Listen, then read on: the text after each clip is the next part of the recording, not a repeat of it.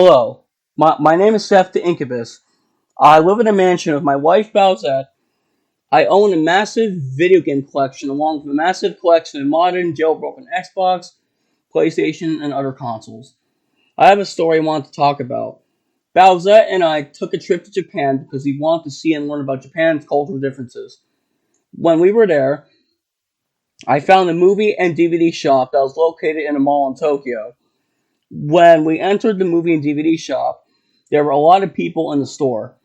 One of the people that was in the DVD and movie store was Charlie Brown, the Asian businessman from the It's Your First Kiss Charlie Brown TrollPasta. Bowsette and I noticed that both Charlie Brown and the Asian businessman were talking about something. We then went up to them and asked what is going on. Charlie Brown and the Asian businessman then said to us that they came here on a business trip to Japan. They wanted to visit Jin's family and talk to them about what was found in the DNA test. Jin is the Asian businessman's name, by the way. They got a lead about Jin's grandfather, who's a very bad person. His name is Heihachi Mishima. Jin said to us that he and Charlie Brown had to go talk to Heihachi about the DNA test. Jin and Charlie Brown left, with Jin turning to his devil form, named Devil Jin, and Charlie then rode on his back on their quest to find Heihachi. After Jin and Charlie Brown left, we then went up to the DVD and movie selection, and what we saw caught our eye immediately. There was a Home Alone 2 Lost in Japan movie for sale. Was this a rough cut? Bowsette and I then picked it up and we went up to the register. The cashier was none other than Akira Fudo from the anime series Devilman, in parentheses, the 1972 version of Devilman. And beside him was his uncle Tom Selleck, which ironically looks like Akira's uncle from the actual Devilman 1972 series. Tom Selleck was dressed the same as the uncle from Devilman. We then said to Akira and Tom Selleck that we wanted to buy the Home Alone 2 Lost in Japan DVD, which had a pretty interesting backstory behind its production. Akira and Tom Selleck revealed that a bootleg Japanese movie company named, in quotes, Yakuza Entertainment produced unlicensed parodies of movies that were made overseas. The Home Alone 2 Lost in Japan copy that I had in my hand was one of the only copies distributed on their now dead and defunct website, which is no longer accessible due to multiple copyright lawsuits by American media companies. But the only way to find copies of their unlicensed movies is on shady pirating sites. We then asked Akira and Tom Selleck how much the movie was. Both Tom Selleck and Akira said that it was $5.99. We then paid for the movie and we thanked Akira and his uncle, Tom Selleck, for telling us about the movie and how it was made. Bowsette and I went back in our hotel room in Tokyo, which we rented for a couple days. We then decided to watch Home Alone 2 Lost in Japan for the first time. The opening scene started with the family getting ready to go to Japan. But the odd thing is that Kevin's mom and dad were two characters who I recognized immediately. Kevin's dad was Scorpion from Mortal Kombat. Kevin's mom was Shura from Soul Calibur 4.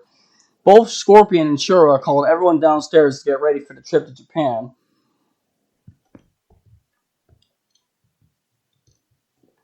His brother was John Wick, his sister was Felicia from Darkstalkers, his younger brother was Doomguy, and his uncle was the Dragonborn from the Elder Scrolls V Skyrim. When Kevin got downstairs, it was not Kevin at all. It was someone Bowsette and I didn't even expect it. It was Nick from Left 4 Dead 2. After that, the second scene played. The second scene was Shora, Scorpion, and the rest of quote-unquote family rushing to get to the airplane to Japan. Meanwhile, Nick from Left 4 Dead was way behind his family. He struggled to catch up to them, or what was supposed to be them. Nick then rushed into the airplane and jumped in the first seat he found. The person that sat right next to Nick was the Punisher from Marvel Comics. The Punisher then noticed Nick and said, "What are you doing on this plane? This is a private plane to Tokyo, Japan." Nick then realized that his quote unquote family were going to a town in Japan, but it was not Tokyo at all. Nick went on the wrong plane. Nick then remembered that his family was going to a family gathering in Osaka, Japan. Nick had to find his way home before Nick's family got worried and before the plane takes off with Nick inside. Shura, Scorpion, John Wick, and the rest of the family do a head count on the family members. They all said, "Give this to Nick," 6 times in Japan, 6 times, and then the Dragonborn said, "Here you go, Nick."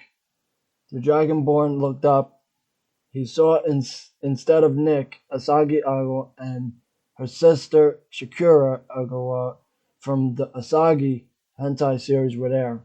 By the way, if you guys don't know what the Asagi series is, it's messed up, but I love the female characters in it.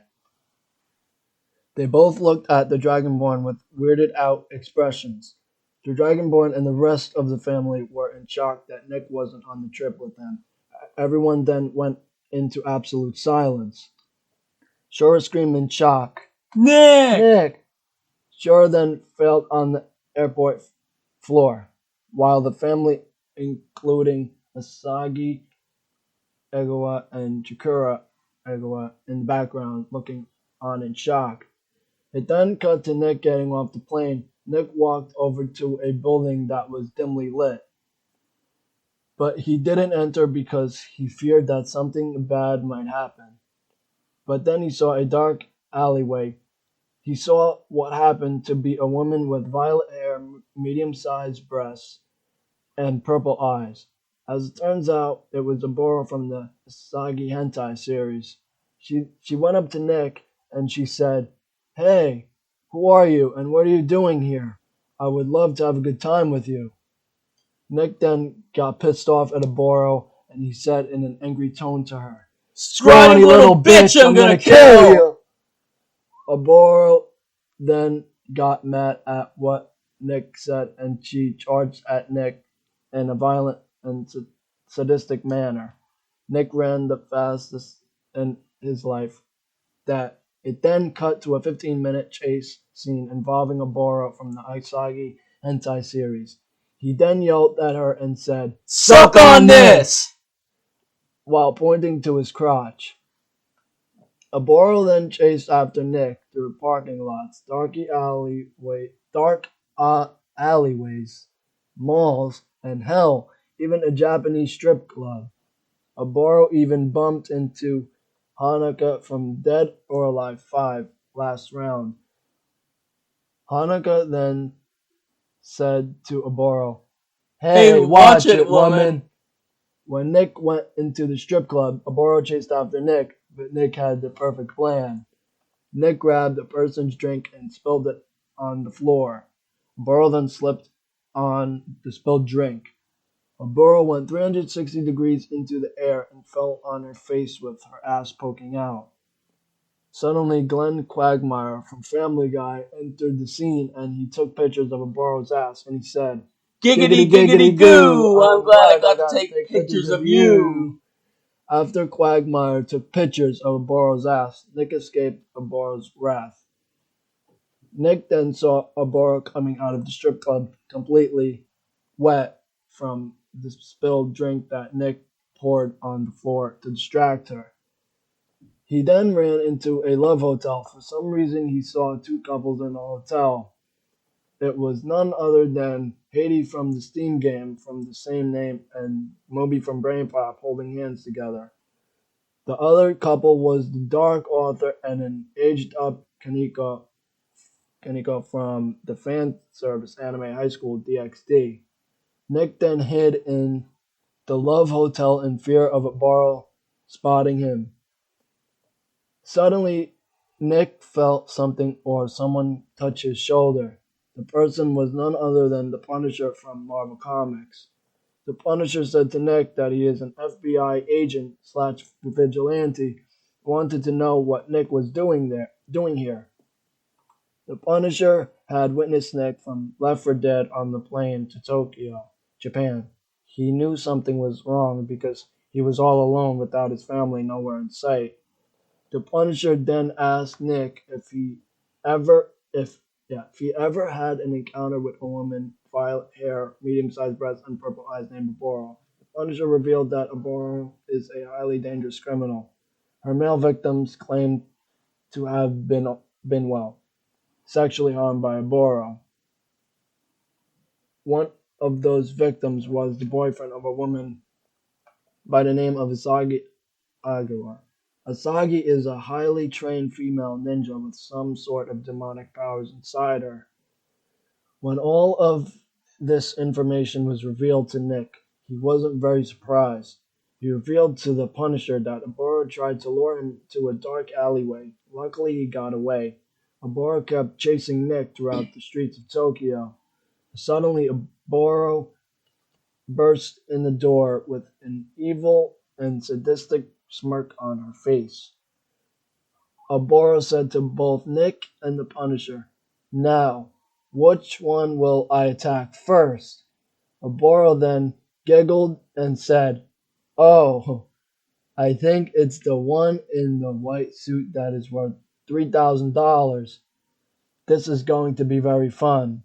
Aboro then charged at Nick and the Punisher with full force. The Punisher and Nick fought endlessly with gun fu, first fist fighting, and hell, even a long screaming match between Aboro, Nick, and the Punisher. Luckily, Aboro got killed with Nick's katana that he found in one of the stores that Aboro chased Nick into. Nick then yelled when he decapitated Aboro, "Ninja Ninja Nick Nick said said that will he'll teach teach ya. ya." The Punisher then shook hands and congratulated Nick for his good deed. When Nick and the Punisher left the Love Hotel, it cuts back to the Dark Author and Kaneko in one of the rooms of the Love Hotel. The Dark Author then turned on TV. When he saw on screen disturbed him. He saw he saw tentacle hentai on the screen. The Dark Author screamed in disgust. What What the the fuck? fuck? Why Why is is the tentacle tentacle hentai hentai on on my my screen? screen? This This is is disgusting. disgusting. He then threw a beer bottle with his character logo from his YouTube channel on it. On the screen, the beer bottle then cracked the screen, flew out the window, and it landed in a trash compactor that was outside the Love Hotel. The beer bottle got crushed in the trash compactor. Darkwater then left the Love Hotel with Kaneko in anger. After that weird scene played, it then showed Scorpion, Shura, John Wick, Doomguy, Felicia, and the Dragonborn praying at the family gathering in Osaka, Japan, for Nick to return home safely. Suddenly, a car pulled up with a skull on its rim. The people who came out of the car were the Punisher and Nick. The Punisher then knocked on the family gathering house that was owned by Nick and his family. Shura from Soul Calibur then greeted the Punisher with open arms. Shura said to the Punisher, "Hello there. What's your name? And what are you doing here in our time of need?" The Punisher said in response, "Hello, ma'am. My name is Frank Castle. I'm more well known as, in quotes, the Punisher. I am an FBI agent slash vigilante who cleans the streets of horrible people, criminals, and corrupt politicians, among others. I believe this is your son, right?" The Punisher then let Nick out of the car with the skull on it. The Punisher then brought Nick over to Shura. Shura and the rest of Nick's family notice that Nick is back with the family that he helped find Nick. Then everyone, including Shura, asked the Punisher how he found Nick. The Punisher then let Nick out of the car with the skull on it. The Punisher then brought Nick over to Shura. Shura and the rest of Nick's family noticed that Nick. Oh, shoot. Oh. The Punisher explained the whole situation and story from the beginning to end. Needless to say, everyone, including Shura, was shocked but happy that Nick came home safely. Everyone thanked the Punisher for his kind act. The Punisher then The Punisher then handed Shura a card that had a phone number where Shura could call the Punisher if they needed anything. The Punisher travels everywhere and anywhere. The whole family gave him hugs. The family, including Nick, left the family gathering in Osaka, Japan. The Dragonborn then called his faithful dragon's companion named Parthenax. Parthenax. Parthenax then shouted a dragon shout that put a spell on the family gathering home so it couldn't be destroyed or burnt down. This shout was very unfamiliar to Elder Scrolls fans, not even the developers. Modders on the Skyrim Nexus can make it feel right. Real, right? Shura, Nick, and the rest of the family went back to the airport with people waiting for them. That included Dark Quagmire, Dark Arthur, Kaneko, Haiti, Moby Isagi, Agua, and Shakura Agua. Hanukkah, Glenn Quagmire, and hell, even Rose and Rico Hinamoto from the Rumble Roses series showed up as well. Shuranik and the rest of the family then invited everyone to a Christmas dinner, including Christmas carols, a Christmas feast and party, and even Christmas gifts at movies that they can all watch. Everyone agreed that they would come to the Christmas party. 2 weeks later, as a time lapse played on Christmas Day, Nick Shore, Scorpion, John Wick, Guy, Felicia, the Dragonborn, Dark Arthur, Kiniko, Haiti, Moby, Asagi, Agawa, Shakira Agua, Dragonborn, Dark Arthur, Kiniko, Haiti, Quagmire, Evil Rose, and Rico Hanamoto opened their gifts. Shakira got two. Shura got two new samurai. Shura got two new samurai swords to replace her old swords from 2008. Scorpion got a new spear and ninjutsu weapons to replace her outdated 1992 weapons.